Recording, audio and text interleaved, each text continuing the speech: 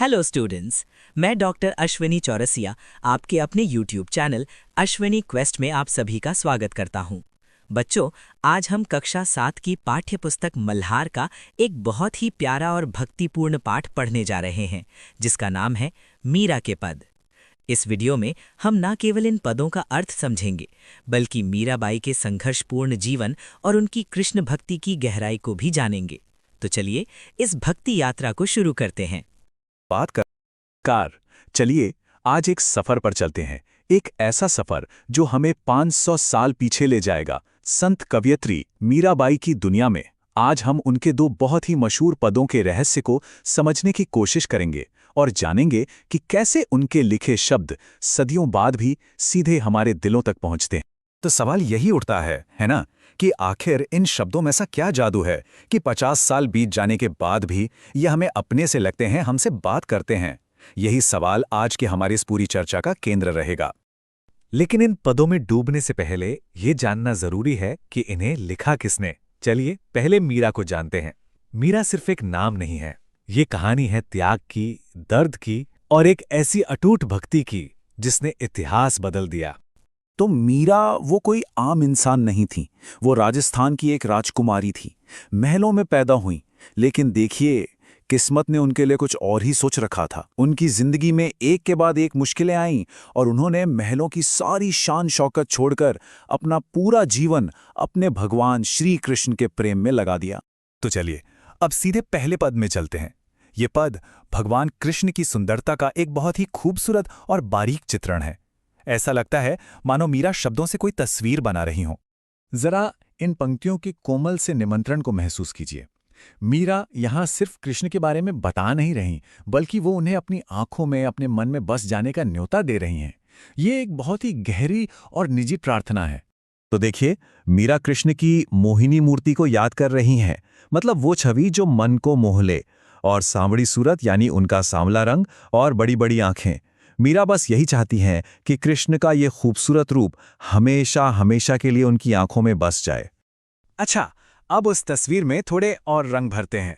अब मीरा का ध्यान कृष्ण के चेहरे और उनके सीने की ओर बारीक चीजों पर जा रहा है, जिससे उनकी छवि हमारे मन में और भी ज्यादा साफ हो जाती है। यहाँ दो बहुत ही सुंदर चित्र बनते हैं। एक तो अधर सुधा रस मुरली, मतलब उनके होठों पर रखी बांसुरी जिससे मानो अमृत बरस रहा हो, और दूसरा उर वैजयंती माल, यानी उनके दिल पर सजी वैजयंती फूलों की माला। और ये सिर्फ कोई गहना नहीं है, ये उनके प्रेम का, उनकी भक्ति का प्रतीक है। अब देखिए, ये बहुत दिलचस्प है। अभी तक मीरा सिर्फ कृष्ण के रूप का वर्णन कर रही थी, एक तस्वीर बना रही थी, पर अब वो उस तस्वीर में आवाज भी डाल रही हैं। अब हम कृष्ण को सिर्फ देख नहीं बल्कि सुन भी सकते हैं। मीरा यहाँ कृष्ण की कमर पर बंधी शुद्र घंटिका, यानी छोटी छोटी घंटियों की आवाज, और उनके पैरों में बंधे नूपुर यानी पायल की रसाल मतलब मीठी आवाज का जिक्र कर रही हैं। इन आवाजों से वो तस्वीर एकदम जीवंत हो उठती है। और अब आती है इस पद की आखिरी और शायद सबसे जरूरी पंक्ति। यहाँ मीरा कृष्ण की बाहरी सुंदरता से आगे बढ़कर उनके स्वभाव और उनके चरित्र की बात करती हैं। तो पहले पद का सार ये है कि मीरा के लिए उनके प्रभु सिर्फ दिखने में सुंदर नहीं हैं, बल्कि वो संतन सुखदाई हैं, यानी संतों को सुख देने वाले हैं, और भक्त वचल हैं, यानी अपने भक्तों से प्रेम करने वाले, उनकी रक्षा करने वाले हैं। चलिए अब दूसरे पद की तरफ बढ़ते हैं। यहां पर ना माहौल बिल्कुल बदल जाता है। अब हम किसी एक मूर्ति या चित्र को नहीं देख रहे, बल्कि हम प्रकृति के एक जीवंत और भावनात्मक माहौल में आ गए हैं। ये पंक्तियां हमें सीधा सावन के उस मन को खुश कर देने वाले मौसम में ले जाती हैं। लेकिन मीरा के लिए ये सिर्फ मौसम का बदलना नहीं है, ये एक इशारा है, एक उम्मीद की आहट है। ये कितनी खूबसूरती से दिखाता है कि मीरा के लिए सावन की बारिश और कृष्ण का आना, ये दोनों एक ही बात हैं। बारिश की हर एक बूंद उनके मन में एक नई उम्मीद और खुशी भर देती है। यही इस पद का दिल है। भनक सुनी हरि आवन की। मीरा को सावन की हर आवाज में, हर एहसास में अपने प्रभु के आने की आहट सुनाई दे रही है। कह सकते हैं कि प्रकृति ही उनकी भक्ति की भाषा बन गई है।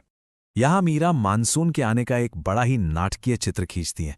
इन शब्दों में गजब की ताकत और ऊर्जा है जो उस पल के रोमांच को जिंदा कर देती हैं। इन शब्दों से सोचिए कैसा नजारा बन रहा है। चारों दिशाओं से काले काले बादल उमड़ घुमड़ कर आ रहे हैं। आसमान में दामिन यानी बिजली कड़क रही है और फिर तेज बारिश की झड़ी लग जाती है।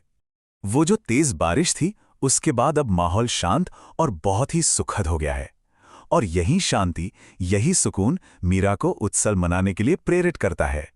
तो बारिश की वो नन्ही नन्ही बूंदें और वो ठंडी प्यारी सी हवा, ये सब मिलकर एक बहुत ही शांत और आनंद का माहौल बना देते हैं। और इसी खूबसूरत माहौल में मीरा अपने प्रभु के लिए मंगल गीत गाने लगती हैं। तो हमने इन पदों की भावनाओं को तो महसूस कर लिया। अब जरा संक्षेप में ये भी देख लेते हैं कि मीरा की लिखने की शैली में ऐसा क्या खास है जो उसे इतना असरदार और टाइमलेस बनाता है। ये टेबल मीरा की शैली का पूरा सार बता देती है। पहली बात, भाषा बहुत ही सरल और भावुक है, बिल्कुल आम बोलचाल वाली, जो सीधे दिल में उतरती है। दूसरा, संगीतात्मकता। नूपुर और मुरली जैसे शब्द इस्तेमाल करके वो एक संगीत बना देती हैं। बरसे बदरिया में बै का बार बार आना अनुप्रास अलंकार का एक सुंदर उदाहरण है। और हाँ, प्रकृति, जैसा हमने दूसरे पद में देखा, वो अपनी गहरी भावनाओं को बताने के लिए प्रकृति का कितना सुंदर इस्तेमाल करती हैं। तो इन 500 साल पुराने पदों से हम आज क्या सीख सकते हैं? इसका सार भक्ति, प्रेम और प्रकृति के बीच के गहरे रिश्ते में छिपा है। और आखिर में मैं एक सवाल के साथ इस चर्चा को समाप्त करना चाहूंगा। मीरा ने जिस तरह बिना किसी डर के, बिना किसी संकोच के अपनी भक्ति, अपने प्रेम को दुनिया के सामने रखा, उनकी ये कहानी हमें हमारे जीवन में अपने जुनून को, अपनी सबसे गहरी भावनाओं को पूरी ईमानदारी और हिम्मत के साथ जीने के बारे में क्या सिखाती है। इस पर सोचेगा जरूर। हमारे साथ जुड़ने के लिए बहुत बहुत धन्यवाद।